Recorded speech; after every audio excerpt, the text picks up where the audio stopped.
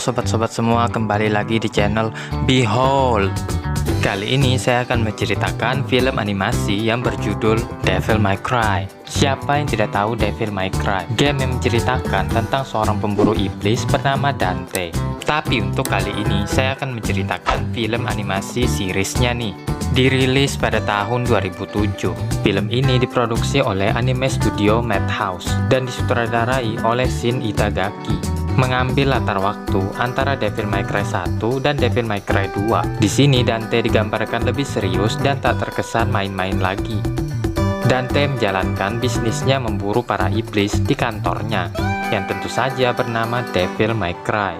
Pastinya bakal seru banget nih, dengan dua pistolnya, Ebony dan Ivory, serta pedangnya, Rebellion. Kita akan melihat bagaimana Dante membantai para iblis. Tanpa berlama-lama lagi, silahkan kalian langsung simak alur cerita film Devil May Cry. Let's check it out.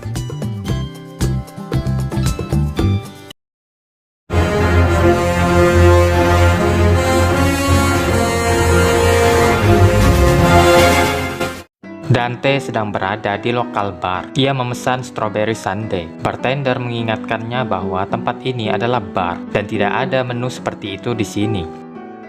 Dante kabarnya mendengar rumor tentang bar yang dipenuhi oleh demon yang kerap membunuh orang-orang dan dibayar untuk itu.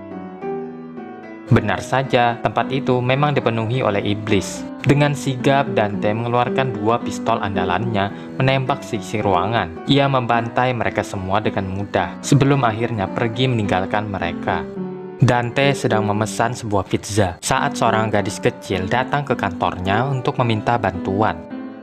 Gadis itu bernama Patty Lowell. Dante menolak permintaan anak itu karena ia tidak mau menerima pekerjaan mengurus anak-anak. Dante tidak sendirian di kantornya. Ada juga agen Morrison, agen penyedia pekerjaan baginya.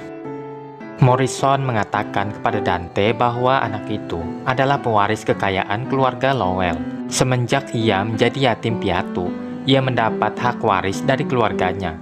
Dante diminta untuk mengantar Patty mengawalnya kembali ke Lowell Mansion sebelum pukul 6 sore. Karena keuangannya juga sedang dalam masalah, Dante mau tak mau harus setuju.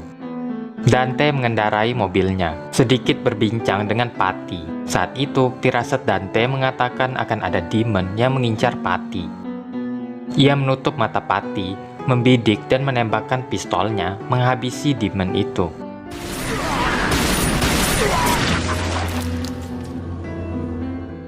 Sementara itu, pria-pria tak dikenal yang nampaknya adalah saudara satu dengan yang lainnya berdiskusi di mansion tentang keberadaan Patty. Jika Patty tidak sampai ke mansion sebelum pukul 6, mereka berhak atas harta warisan itu. Di kereta, Patty memandang foto ibunya. Ia menceritakan kepada Dante tentang ibunya yang sama sekali tidak pernah ia temui. Ibunya jatuh sakit dan meninggal saat ia masih bayi. Tiba-tiba, seorang pria mendekati mereka berdua, mencoba untuk duduk di sebelah Patty. Tidak masalah, kata Dante, tapi ia tidak bisa menjamin kehidupan pria itu akan bertahan lama. Dalam sekejap, pria itu langsung tewas. Konduktor mencurigai Dante, karena hanya Dante lah satu-satunya yang berada di dekatnya. Dante lalu menjelaskan, ketika kereta melewati terowongan, ada kehadiran demon yang tidak bisa dirasakan oleh mereka semua. Sesaat setelah demon itu muncul, Dante langsung menghabisinya. Dante meninggalkan kereta itu bersama dengan Patty, memilih berjalan kaki. Dante tiba di hotel, memesan kamar untuk 1 malam. Patty melihat sebuah poster yang ia sadari itu adalah ibunya dan menanyakan di mana ia bisa menemukan ibunya. Patty lalu menceritakan kembali bahwa sebenarnya ibunya belum meninggal. Ia mendengar dari direktur panti asuhan bahwa ibunya sedang diburu oleh iblis. Ibunya sengaja menaruh Patty di panti asuhan untuk menyelamatkannya. Patty tidak peduli dengan harta warisan itu. Ia hanya ingin bertemu kembali dengan orang tuanya. Dante menenangkannya dan memintanya untuk tidur karena mereka harus pergi pagi-pagi sekali besok. Tengah malam, Patty tiba-tiba menghilang dari kamar. Dante bertanya kepada manajer hotel. Dante menembak poster yang ternyata itu adalah demon yang sedang menyamar. Ia kembali menanyakan pertanyaan yang sama kepada manajer, yang ternyata juga adalah seorang demon. Dengan dipaksa, demon itu bercerita bahwa ia disuruh oleh seseorang dari keluarga Lowell untuk memburu Patty, seseorang yang tidak ingin Patty mendapatkan harta warisan. Patty saat itu berada di opera untuk mencari ibunya. Ia melihat ibunya segera bergerak menghampirinya, tapi sayangnya itu adalah demon yang sedang menyamar. Tepat sebelum itu, Dante menembak demon itu.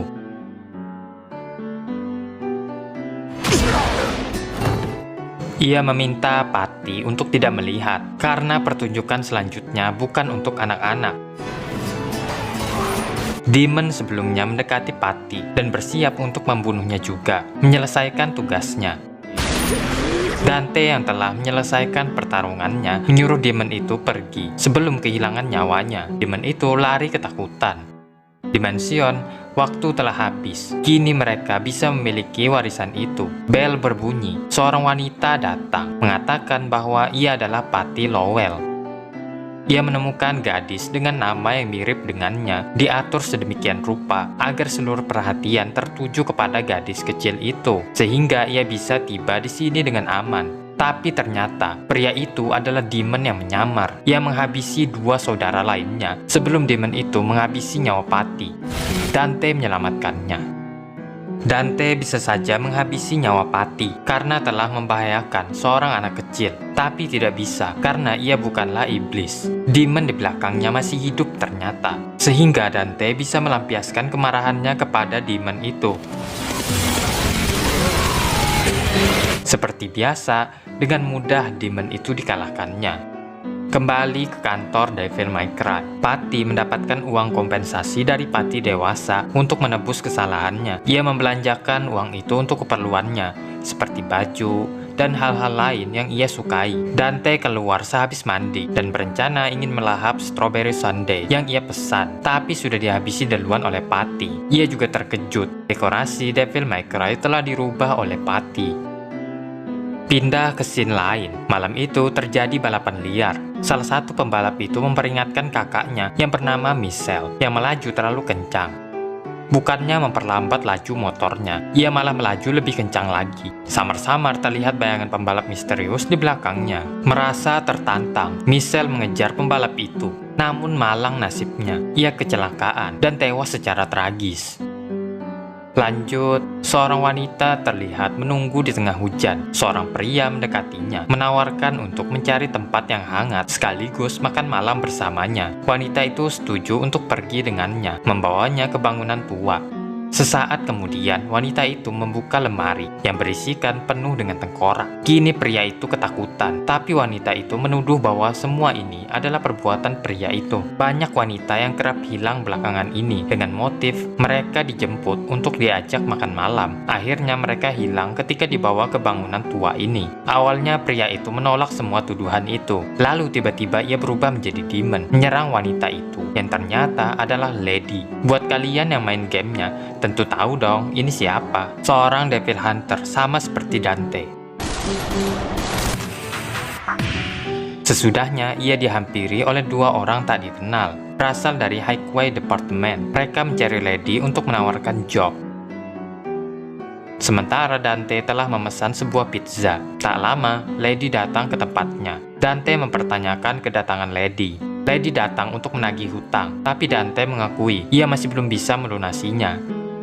Lady lalu bertaruh, jika ia bisa memasukkan bola angka 8, Dante harus menyelesaikan job miliknya, tidak peduli jobnya seperti apa. Dan jika Lady kalah, hutang Dante akan dihapus, dan ia akan membayar Dante sebesar $20.000. Ternyata Dante kalah taruhan, sehingga ia harus menyelesaikan job dari Lady. Mereka tiba di perkumpulan geng motor. Dante sempat kebingungan, karena ia kira jobnya harus membasmi para iblis. Lady lalu ingin menemui pemimpin geng itu. Vincent adalah pemimpinnya. Lady menyuruh mereka semua untuk pergi dari tempat ini dan berhenti dari balapan liar. Vincent mengatakan, beberapa minggu lalu, kecelakaan merenggut nyawa kakaknya di tempat ini akibat ulah orang yang misterius. Ia berjanji akan membalaskan dendam kakaknya. Dante mengatakan bahwa tindakannya itu sungguh bodoh. Lady lalu menantang Vincent balapan dengan Dante dengan harapan pembalap misterius itu akan keluar, atau mereka menyebutnya Red Eye. Keduanya lalu bersiap-siap. Dante menitipkan Rebellion kepada Lady karena ia belum membutuhkannya untuk saat ini. Dante memimpin balapan itu. Vincent menekan tombol nitro untuk membalap Dante, sekaligus memancing Red Eye untuk keluar. Vincent lalu berhalusinasi. Ia melihat kakaknya hidup kembali. Ia melaju lebih kencang lagi.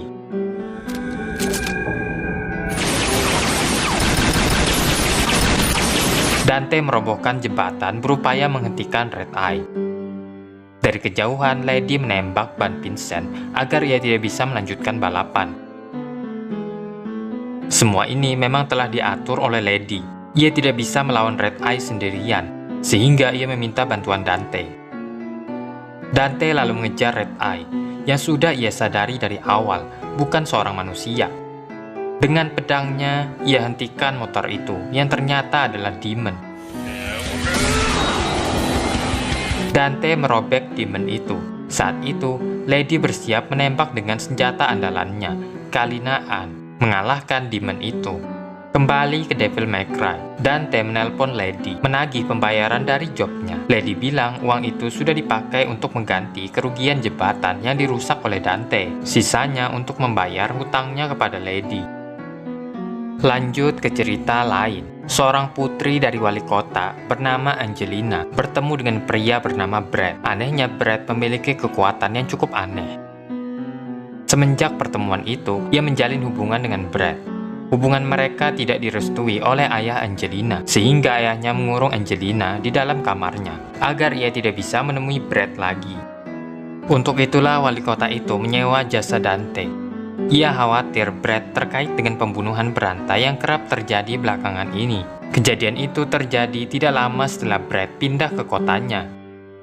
Wali kota itu juga yakin Brad bukan seorang manusia, karena memiliki kekuatan aneh.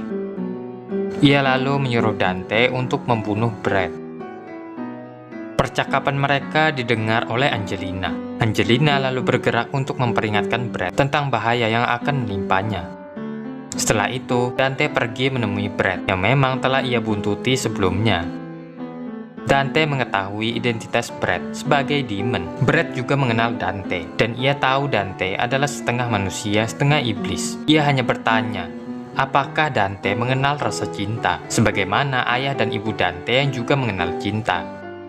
Pistol yang ditodongkan Dante ternyata bukan mengarah ke Brad, melainkan ia mengincar Demon lain, yang diketahui Demon itu adalah dalang pembunuhan berantai. Brad lalu mengutarakan alasannya berada di dunia. Ia adalah mata-mata yang dikirim untuk mempersiapkan kedatangan tuannya, Lord Belphegor, yang ingin menghancurkan dunia. Malam ini adalah malam ritual untuk pemanggilan Demon itu. Sementara itu, di rumah Angelina, wali kota telah dipersiapkan sebagai ritual pemanggilan oleh dalang dari semua ini, yang ternyata adalah sang pelayan. Dante bersama Brad tiba tepat waktu untuk menyelamatkan Angelina. Sayangnya, pintu gerbang neraka telah terbuka, membangkitkan Belphegor. Dante mencegah keluarnya Belphegor dengan pistolnya. Terakhir ia tusuk Demon itu kembali masuk sebelum ia berhasil keluar. Brad lalu menyelamatkan nyawa wali kota. Ia memilih jalannya sendiri ketimbang menjadi iblis. Dante percaya Brad paham arti cinta, karena itu ia juga bisa disebut sebagai manusia.